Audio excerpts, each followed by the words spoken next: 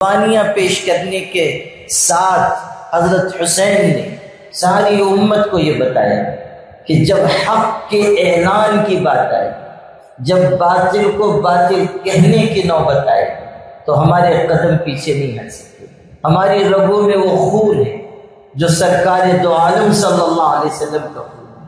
یہ نہیں ہو سکتا کہ ہم کسی ناحق پر راضی ہو جائیں، ہم دنیا کے اسباب وسائل لے کر خوش ہوں، رہتی دنیا تک ان کی یہ قربانی یاد کی جائے، یاد رکھی جائے، اور جب جب ان کا تذکرہ آئے گا دنیا کو یہ معلوم ہوگا کہ مسلمان وہ ہوتا ہے جو اگر اپنوں کی طرف سے بھی کوئی کمی یا کوتاہی ہو تو اس کو بھی برداشت نہیں کرتا ہے۔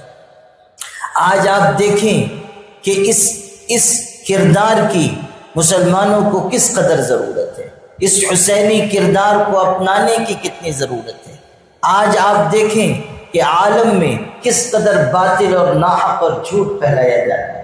آپ دیکھیں کہ اسی ملک میں کس قدر یلغار مسلمانوں پر کی جا رہی ہے، یونیفارم سول کوڈ کا فتنہ لایا جا رہا ہے۔ اسی ملک میں آپ دیکھیں کہ راہ چلتے ہوئے مسلمانوں کو مارا جا رہا ہے۔ عالم اسلام میں آپ دیکھیں کہ کیسا انتشار برپا کرنے کی کوششیں اعداء اسلام کی طرف سے ہو رہی ہیں، دشمنان دین کی طرف سے ہو رہی ہیں۔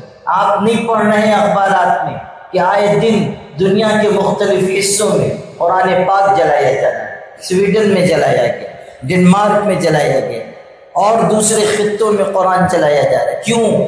اس لیے کہ دنیا اسلام کے بڑھتے ہوئے قدموں سے پریشان ہو رہی ہے۔ دنیا نے جان لیا ہے کہ اس دین کے راستے میں کوئی رکاوٹ نہیں بن سکتا۔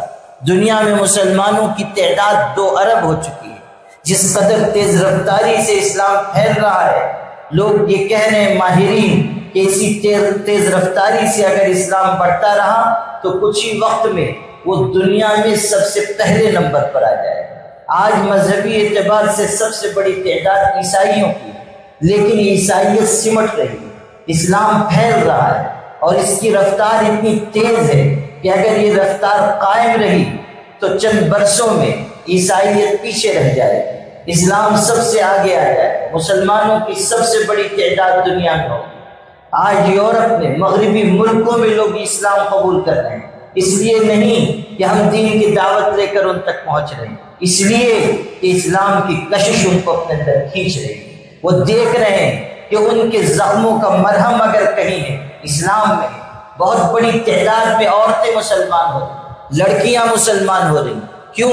اس لیے کہ وہ دیکھ رہی ہیں کہ ہماری عزت کی حفاظت اگر کہیں ہے اسلام میں، وہ دیکھ رہی ہیں کہ مسلمانوں کی عورتیں محفوظ ہوتی ہیں، ان کے اوپر جبر نہیں ہے، ان پر زیادتی نہیں ہے، ان کے اوپر کوئی ظلم نہیں ہے۔ اسلام ان کو عزت کی چہار دیواری دیتا ہے، اسلام ان کو حیا اور عفت و پاک دامنی کی چادر عطا کرتا ہے۔ یہ ہمارے ملک کے نادان لوگ یہ فرقہ پرست کہتے ہیں کہ ہم یونیفارم سول کوڈ لا رہے ہیں تاکہ ہم مسلمان عورتوں کو انصاف دلائیں۔ وہ عقل کے دشمنوں، اسلام نے جو عزت عورتوں کو دی ہے وہ تمہارے باپ دادا نہیں دے سکتے ہیں۔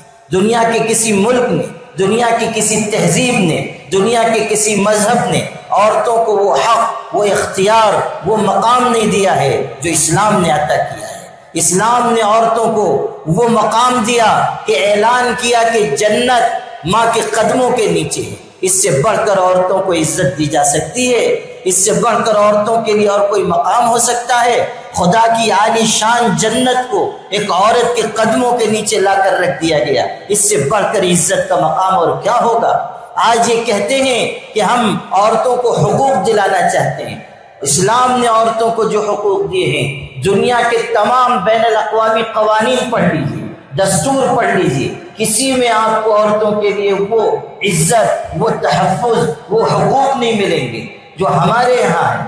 حضرت نبی کریم صلی اللہ علیہ وسلم نے اپنے آخری خطبے میں جو آپ نے حج کے موقع پر دیا، قیامت تک آنے والی امت کو آپ نے نصیحت کی کہ دیکھو بیویوں کے ساتھ اچھا سلوک کرنا، تم نے اللہ کے نام پر ان کو حاصل کیا ہے۔ آپ سوچ سکتے ہیں کہ پیغمبر دنیا سے جاتے جاتے عورتوں کے حقوق کی بات کر کے تشریف لے گئے، اپنی پوری امت کو نصیحت کر کے گئے، دنیا میں اور کون انسان ہوگا جس نے عورتوں کو جینے کا حق دیا؟ لڑکیاں تو زندہ زمین میں گاڑی جاتی تھی. پیغمبر علیہ السلام نے کہا کہ نہیں، ان کو عزت کے ساتھ رکھو، یہ تم کو جنت میں لے جائیں گے. لڑکیوں کے بارے میں کہا کہ اگر کوئی باپ اپنی بیٹی کی اچھی پرورش کرتا ہے، اچھی جگہ نکاح کرتا ہے، وہ جنت میں جائے گا. بیٹی کی پرورش کی وجہ سے جنت میں جائے گا.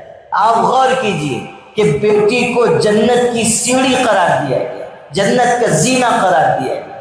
تو آپ سے میں یہ عرض کر رہا ہوں کہ آج دنیا میں جو کچھ ناحق زیادتی کی جا رہی ہے، ظلم ہو رہا ہے، ہمیں اس کے خلاف آواز اٹھانی چاہیے. ہمیں بھی حسینی کردار اپنانا چاہیے.